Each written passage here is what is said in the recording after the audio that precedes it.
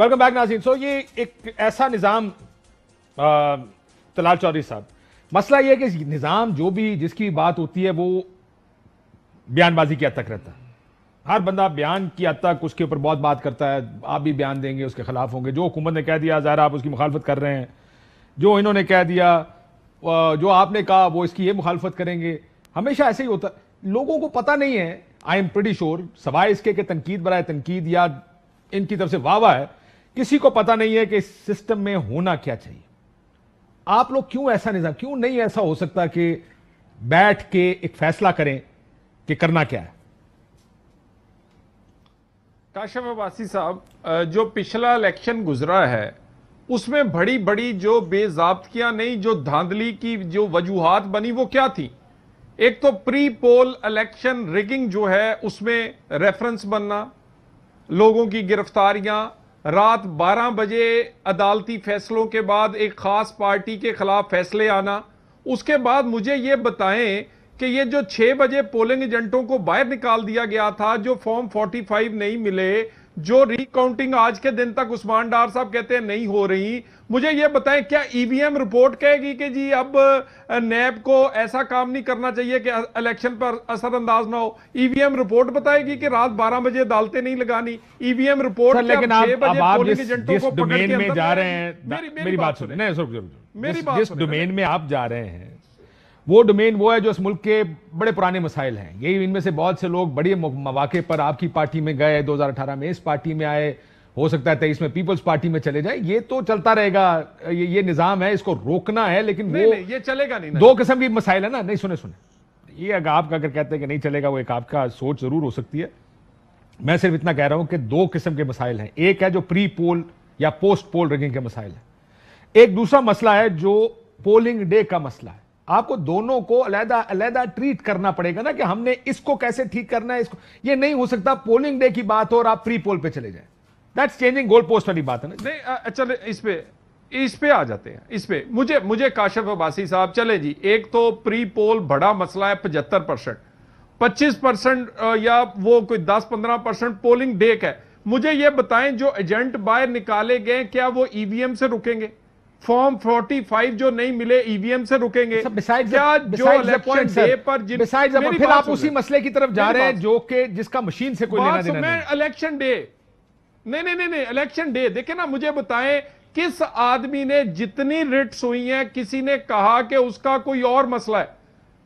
भाई मशीन का मसला है ही नहीं, मसले ही सारे बदनीति के हैं, मसले ही कानून पर अमलदारी के नहीं है। मुझे ये बताएं, धुंध में चोरी करते हुए वोट चोर पकड़े गए, किसी एक को सजा हुई? किसने देनी है? मैंने देनी है? भाई एक को सजा होगी, अगले दिन धुंध नहीं छाएगी। भाई बात तो ये है कि हमें पता है कि हम अमल नहीं करते कानून पर, और जो उनको सजा नहीं देते।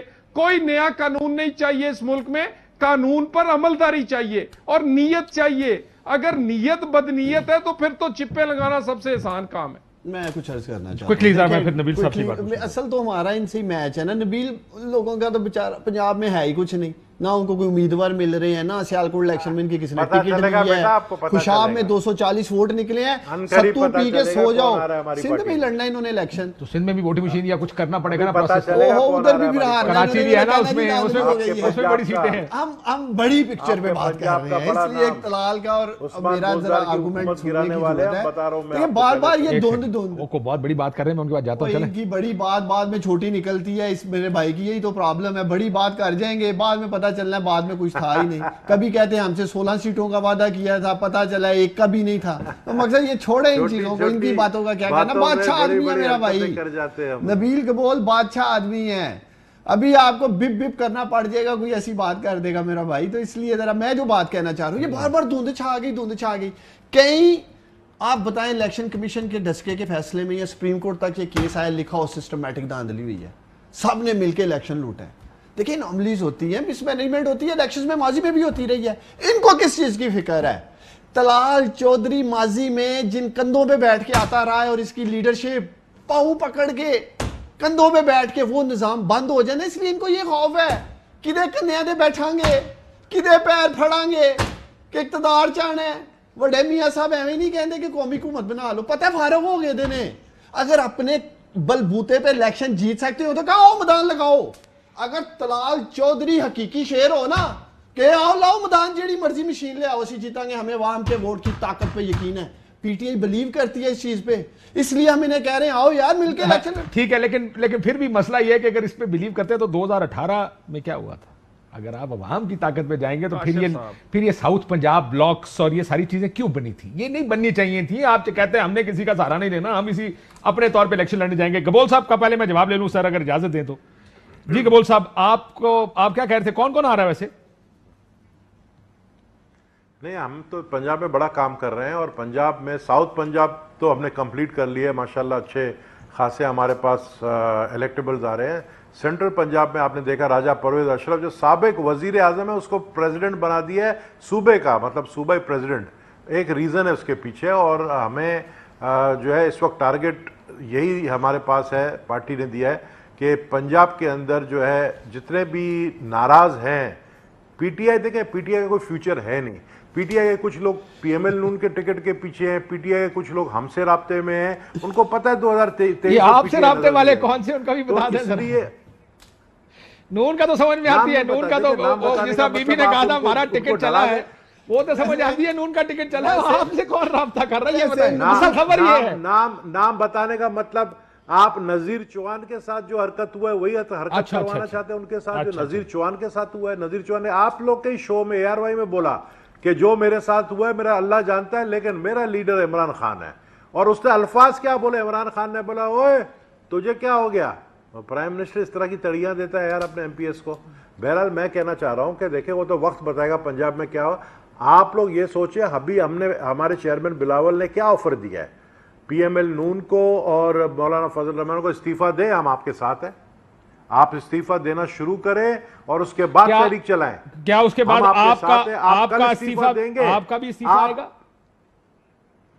हमारा भी आएगा। आप शुरुआत करेंगे तो हमारा आएगा। पंजाब असेंबली से इस्तीफे आएंगे तो सिंध असेंबली से भी आएंगे। हमने अगर ऑफर किए तो हम बड़ी बात कर दी है जनाब दलाल चौधरी साहब, वो कहते हैं इस्तीफे देने शुरू कर, साडे भी पीछे ने। ऐसा तो नहीं होगा ना। काशिफ अब्बासी साहब, यही तो मसला है इनका। इन्हें कहें यकीन, ये देखें ये अपने इस्तीफों का इसी तरह ऐलान कर दें, हम और इनके इकट्ठे जमा करवा देते हैं, मसला ही कोई नहीं है। एक ट्रे में रख के जमा करवाते हैं। ये बातें करते हैं ये देखें, ये दो तरफ ना खेल, ये विकेट के दोनों साइड पे ना खेले।